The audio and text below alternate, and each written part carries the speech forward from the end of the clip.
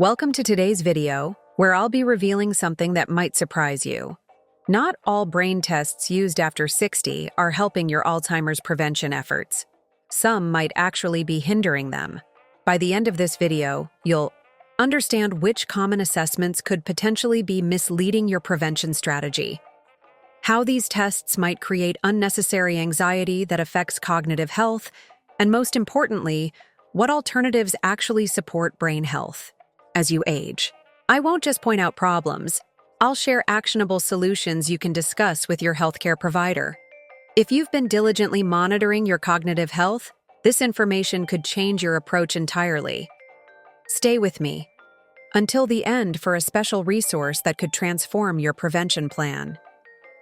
Have you ever wondered if all those cognitive assessments you're taking are actually helping you prevent Alzheimer's? Or if some might be leading you down the wrong path? Today we're diving into a topic that affects millions of adults over 60 who are trying to be proactive about their brain health.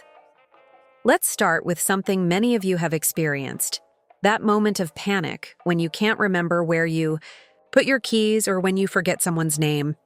Is this normal aging or something more serious? This question drives many of us to seek testing, but not all tests are created equal. The first potentially problematic assessment we need to discuss is the quick cognitive screening test often administered in just a few minutes during routine checkups. While these mini-tests can detect obvious impairment, they frequently miss subtle changes that matter for prevention. Have you ever scored normal on one of these tests, but still felt something wasn't quite right with your memory? That's because these screenings aren't sensitive enough to detect early warning signs when intervention would be most effective. What's happening in your body when you take these quick screenings? Your physician is looking for red flags, but the test isn't designed to identify the earliest stages of cognitive change, exactly when prevention strategies work best. This gives many people a false sense of security that can delay important lifestyle modifications that could actually help protect your brain. Think about it this way.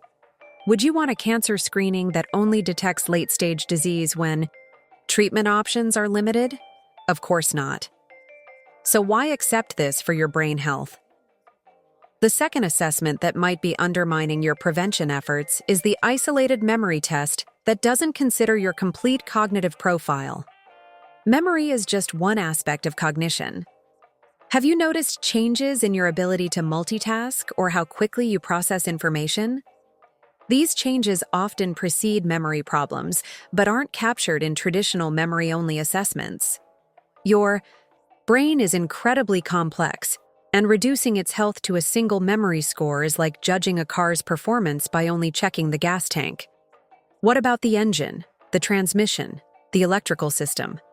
Similarly, your executive function, processing speed, and attention are critical aspects of cognitive health that deserve monitoring. When was the last time you had a comprehensive cognitive assessment that looked at multiple domains of brain function? If the answer is never, you're not alone. But this represents a gap in your prevention strategy. The third potentially harmful approach is the standardized test that doesn't account for your personal baseline. We all start from different cognitive strengths and weaknesses. Some of us have always struggled with names but excel at visual tasks. Others might be mathematically gifted but find verbal fluency challenging. Without knowing your personal baseline, how can you accurately track changes? It's like trying to determine if you have a fever without knowing your normal body temperature. You might be told your performance is average when it actually represents a significant decline for you personally. Have you ever felt that a test result didn't accurately reflect your cognitive abilities?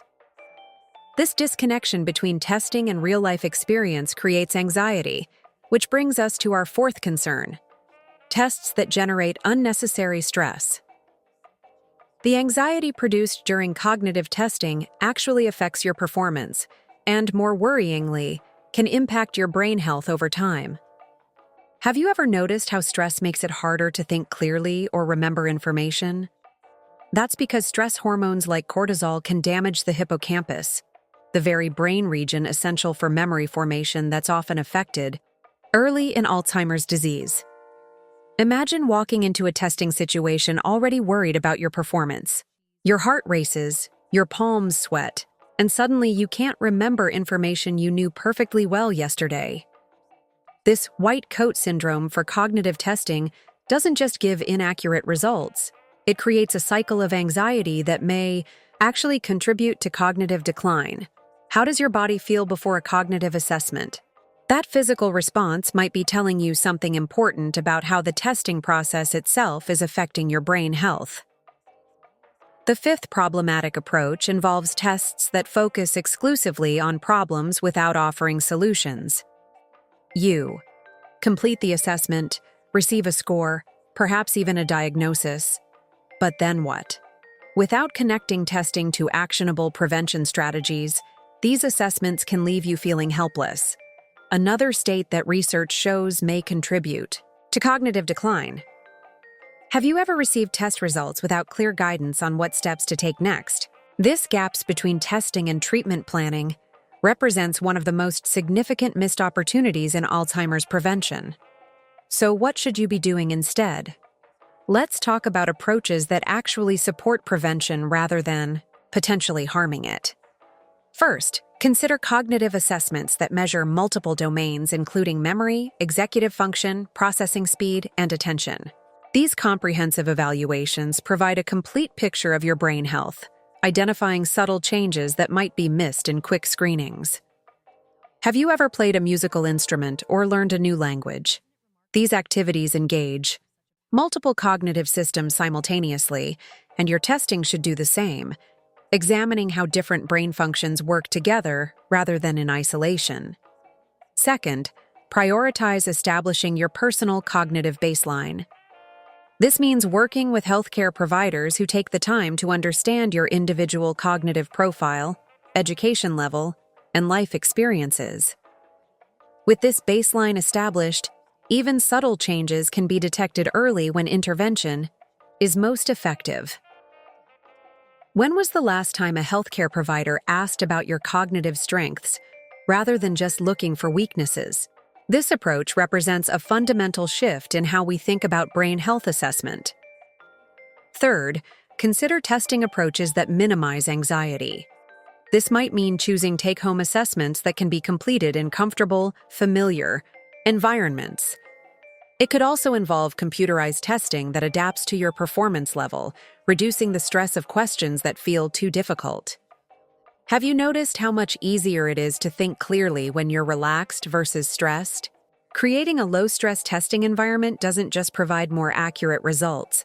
It protects your brain from the harmful effects of anxiety. Fourth, integrate testing with immediate action plans.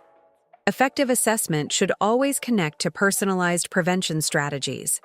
After all, the point isn't just to measure cognitive function but to maintain and improve it. Has a healthcare provider ever reviewed your test results and immediately outlined specific steps you could take based on your personal profile?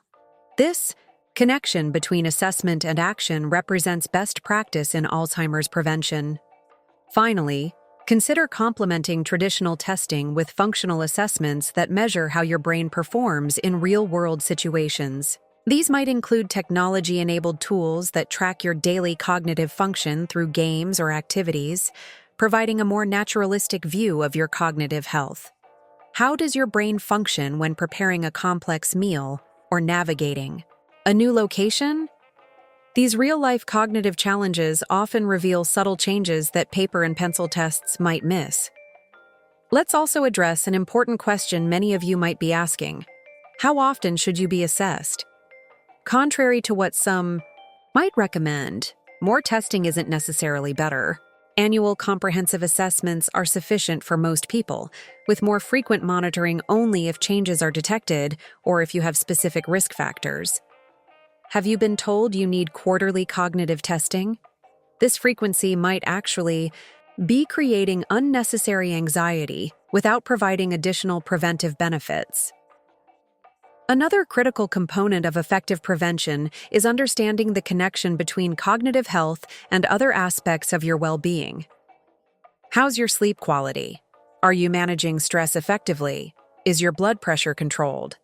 These factors influence brain health as much as, if not more than, any cognitive training program. When was the last time your cognitive assessment included questions about your sleep, stress levels, and physical health? This integrated approach recognizes that brain health doesn't exist in isolation from overall wellness.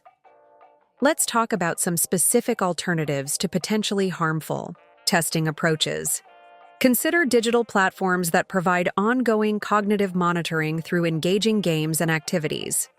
These tools can establish your personal baseline and track subtle changes without creating the anxiety of formal testing situations. Have you tried any digital cognitive monitoring tools?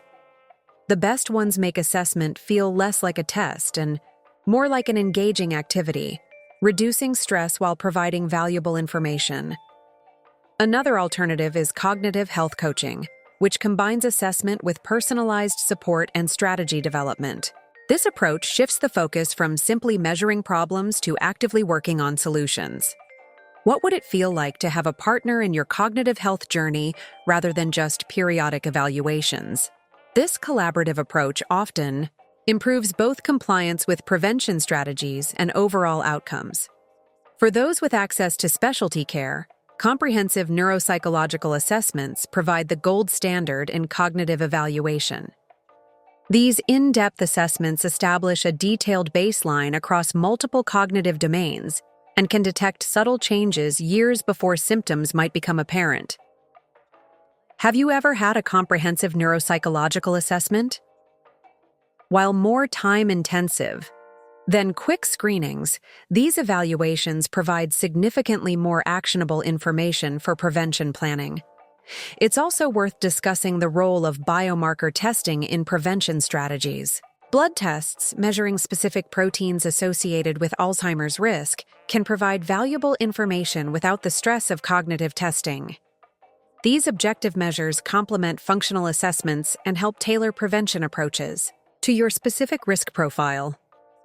Has your doctor discussed biomarker testing as part of your prevention strategy? This emerging approach represents the cutting edge of personalized Alzheimer's prevention. Let's not forget the importance of brain-healthy lifestyle choices in any prevention plan. Regular physical exercise, cognitive stimulation, social engagement, stress management, quality sleep, and anti-inflammatory nutrition all play crucial roles in protecting your brain health. Which of these lifestyle factors represents your biggest opportunity for improvement? Identifying your personal weak link often provides the most significant return on investment for prevention efforts. As we discuss all these approaches, you might wonder about the cost. While some comprehensive assessments and monitoring programs require out-of-pocket expenses, consider this. What's the cost of not knowing your brain health status until symptoms appear? What's the value of potentially adding years of healthy cognitive function to your life? Have you considered the financial planning aspects of brain health? Investing in prevention now may save significantly more in care costs later, not to mention the incalculable value of maintained independence and quality of life. I also want to address those of you who might be caring for someone already experiencing cognitive changes. How do you balance helpful monitoring with avoiding unnecessary stress? This requires thoughtful consideration of which assessments provide actionable information without creating additional anxiety for your loved one. If you're a caregiver, have you noticed how your approach to cognitive assessment affects your loved one's mood and function? Sometimes less formal, more supportive evaluation approaches yield better overall results. Before we wrap up, let's summarize the key takeaways. Not all cognitive assessments support effective Alzheimer's prevention. Quick screenings, isolated memory tests, standardized assessments without personal baselines, high-stress testing situations, and evaluations without action plans may actually undermine your prevention efforts. Instead, prioritize comprehensive assessments across multiple cognitive domains. Establish your personal baseline, minimize testing anxiety, connect assessment directly to action, and consider real-world functional evaluations. Remember that brain health exists within the context of overall wellness.